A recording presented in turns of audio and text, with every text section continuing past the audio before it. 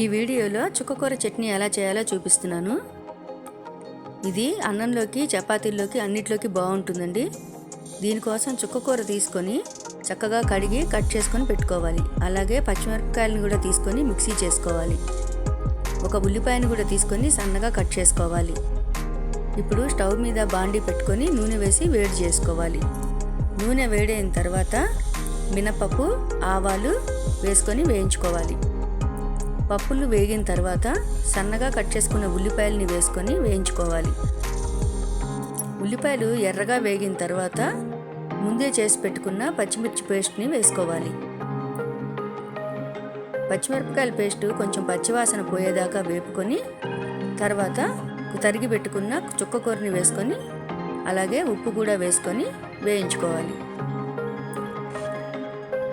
ఇది కొంచెం సేపు వేగిన తర్వాత ఈ విధంగా దగ్గరకు వస్తుంది. అప్పుడు స్టవ్ ఆపేసుకొని ఒక బౌల్లోకి తీసుకోవాలి. ఇంతేనండి, చుక్కకూర చట్నీ రెడీ.